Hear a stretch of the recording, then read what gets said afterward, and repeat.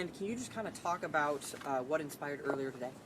So Appleton officers and Appleton firefighters responded to Valley Transit earlier this evening for a medical call. While there, it sounds like some events transpired what ultimately involved in a shooting that occurred. At this point, we know several parties were transported to local hospitals.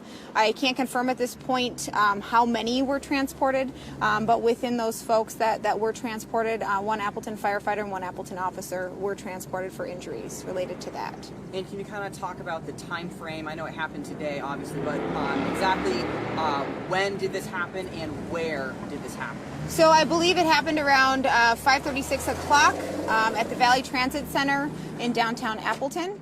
And again, they responded for a medical call that ultimately resulted in a shooting incident that occurred.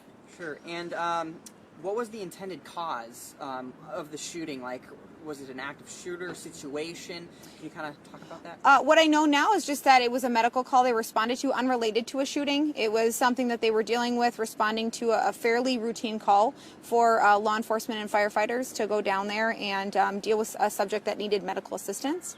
And ultimately, it's the same way that all of our jobs tend to work. Something happened. I don't know what happened, but ultimately a shooting did occur.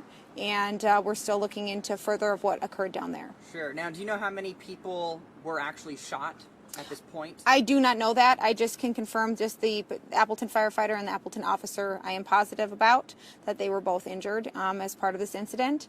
But several people were transported to local hospitals. Has anyone been taken into custody, or has a suspect been caught? We don't believe there's any threat to the community at this point. We're still sorting through some of the details of the incident, though. Sure. And is there anything else that you would like to add?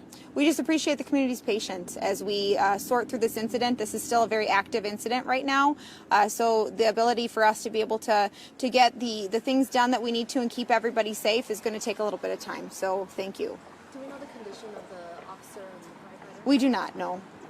And do you have any advice for the public passing through the area? Just if you can use alternate routes when you're coming through the area, we'd appreciate it. You know, that part of town obviously is going to be difficult for people riding buses to obviously get to where they need to go tonight. I know Valley Transit's going to work towards trying to find some alternative ways for people to get around, potentially relocating something. Obviously working with them. So we'll have some additional updates. They'll have some additional updates as to anything more that we can provide. Thank you, guys.